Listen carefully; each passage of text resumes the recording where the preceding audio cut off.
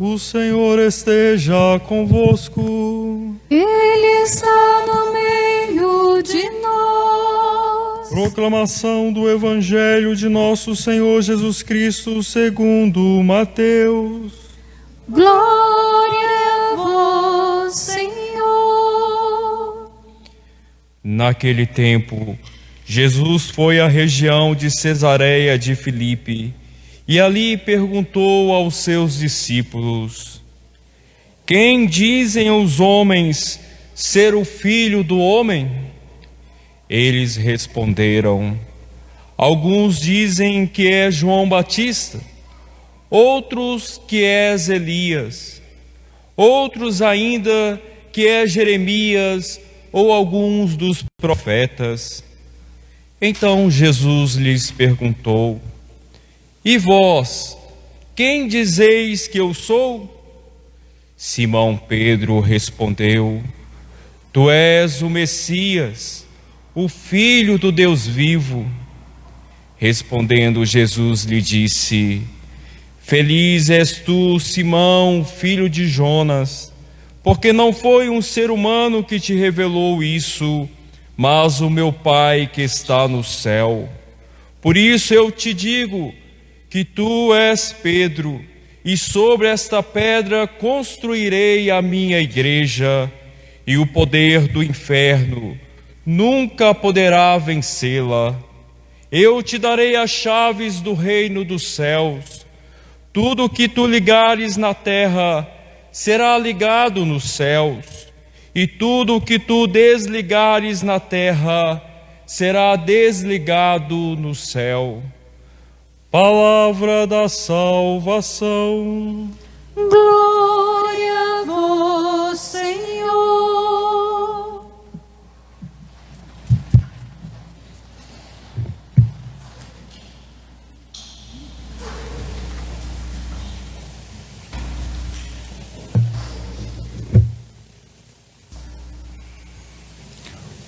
O centro da liturgia da palavra é o Evangelho, é a boa nova de Jesus.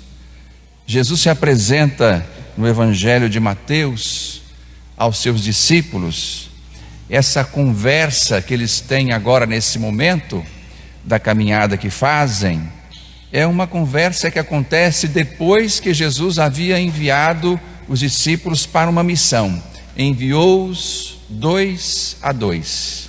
E eles foram a todos os lugares, a todos os povoados, onde Jesus devia ir. Isso significa que Jesus comunicou o seu poder aos discípulos. Ele entregou aquilo que o Pai entregou a ele, aos discípulos. Não é pouca coisa não. O que os discípulos fizeram nessa missão? Ressuscitaram até mortos. Pregaram a palavra, entraram nas casas, conviveram com as pessoas, anunciaram a boa notícia e realizaram, com a palavra proclamada, os sinais que o próprio Jesus devia realizar. Não é pouca coisa. Agora, nesse momento, eles voltaram da missão e Jesus tem essa conversa com eles. O que o povo está dizendo de mim? Quem eles pensam que eu sou? E eles disseram, as várias manifestações do povo, as expressões do povo sobre Jesus. Mas Jesus quer saber mais ainda. E vocês? E vocês, o que pensam? Quem vocês acham que eu sou? Pedro se adianta e vai dizer essa expressão: tu és o Messias, o Filho do Deus vivo. O Messias, o Filho do Deus vivo. Jesus se manifesta como ungido de Deus. O Pai ungiu Jesus com o Espírito para que ele fosse no meio da comunidade, no meio da humanidade, uma presença que expandisse o amor de Deus, fizesse a expansão do amor de Deus. Esse projeto Jesus chama de Reino de Deus. Aqui em Mateus nós vamos sempre encontrar outra expressão, Reino dos Céus, porque quem escuta Mateus são fariseus convertidos e eles não entendem reino de Deus. mas entendem reino dos céus. E aqui, portanto, nós estamos diante da confissão de Pedro. Hoje nós celebramos estas duas figuras, Pedro e Paulo. Em Pedro e Paulo nós temos o resumo de todos os apóstolos, de todos aqueles que foram chamados por Jesus e foram depositários, neles Deus depositou a sua graça, o seu projeto, o reino de Deus, a palavra, as ações e tudo o que brotou do coração desses homens que acolheram Jesus. Nós estamos, portanto, diante de duas grandes figuras. Nós chamamos que são eles as duas colunas mestras da igreja, que nos transmitiram a fé. Na primeira leitura, nós vemos um pouco de Pedro. Quem é Pedro nesse momento?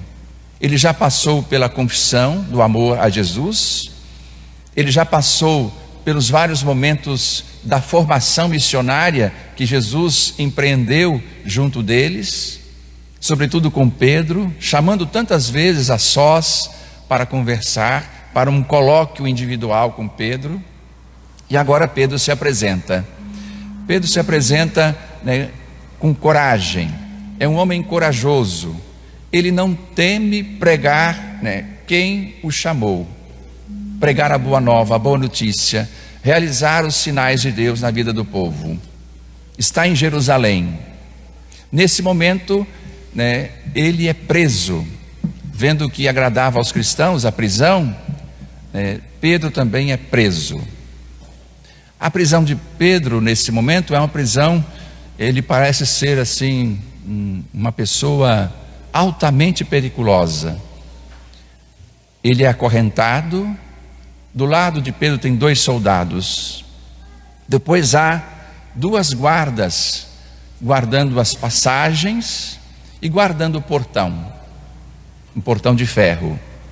Ou seja, esse prisioneiro é um prisioneiro altamente periculoso, oferece grande perigo para a interpretação das autoridades e a interpretação de muitos do povo.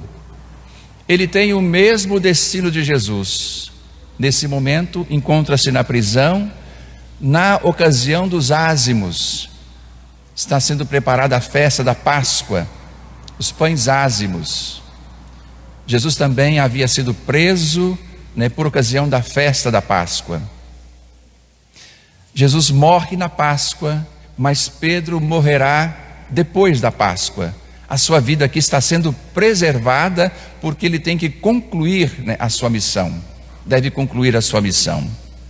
E nesse momento da sua prisão, a comunidade lá longe, distante, reza pela sua libertação. Reza a Deus pedindo por Pedro. E a oração da comunidade chega aos ouvidos de Deus. E Deus envia então um anjo libertador. Esse anjo libertador entra naquele momento lá na cela, acorda Pedro, coloca a mão nos ombros dele, as correntes caem, e ele diz: levanta depressa, vamos embora, está acontecendo a sua libertação, dizendo assim, mais ou menos, com essas palavras. E eles vão passando pelos guardas, o portão se abre sozinho e Pedro se encontra livre. Cai na estrada novamente, a estrada que conduz à missão, a estrada que conduz à comunidade. É um momento muito importante para a comunidade. São os sinais de Deus que se manifestam pela fé. A fé se manifesta pela oração. A comunidade está reunida em oração. Veja como é importante esse momento da oração comunitária. A oração comunitária. Nós cristãos temos a oportunidade de nos reunirmos numa igreja, num lugar preparado para nós. A igreja é o lugar da oração comunitária, que sobe até Deus, que chega aos ouvidos de Deus, pedindo por nossos irmãos, por aqueles que amamos, por aqueles que estão sofrendo algum sofrimento, alguma perseguição, algum momento difícil. Nossa oração que se eleva a Deus. Pedro conhece a libertação. Com Paulo não é diferente. Ele está para ser entregue em sacrifício. Pressente o momento da morte que se aproxima do seu sacrifício. Nós vemos aí, na segunda leitura, o trecho em que Paulo escreve também da prisão. Está ele também prisioneiro. E escreve falando da sua condição nesse momento, que são os últimos momentos da sua vida. São os últimos instantes da sua vida. Da prisão, ele será executado, será morto, será decapitado. Aí nós vemos os sinais que também acompanham Paulo. Paulo é um grande expandidor da igreja. Vai expandindo a igreja através da sua ação, através da sua pregação. E nada o detém, nem as perseguições, os naufrágios, os açoites, as prisões, as ameaças de morte. Por muitas vezes ele conheceu a morte, mas não era o momento ainda. Paulo vence todos esses momentos e proclama com a sua vida a palavra de Deus. Paulo tem uma importância grande para a igreja. Cada um à sua maneira. Pedro e Paulo vão fazendo acontecer a comunidade. E eles trabalham para que essa comunidade cresça na unidade com Deus. Unida entre si, unida entre os seus, aqueles que a compõem, eles vão costurando as relações através da palavra, através de uma experiência profunda de Deus. Uma experiência que nasce, que brota do coração de quem ama, daqueles que amam a Jesus, que amam a sua palavra e assumem a sua missão. Jesus deve ser também proclamado por nós nesse tempo em que nos é oferecido. Nós também devemos ser cristãos destemidos, mas conscientes de que a nossa vida também vai sofrer perseguições, incompreensões, seremos mal entendidos e seremos muitas vezes preteridos, deixados de lado. Não nos escutarão, seremos colocados de lado. Também isso pode acontecer conosco, mas nós não devemos temer, porque também nós somos depositários do projeto de Deus, do reino dos céus. O reino dos céus habita em nós, o reino de Deus através da sua palavra e sobretudo da presença eucarística de Jesus.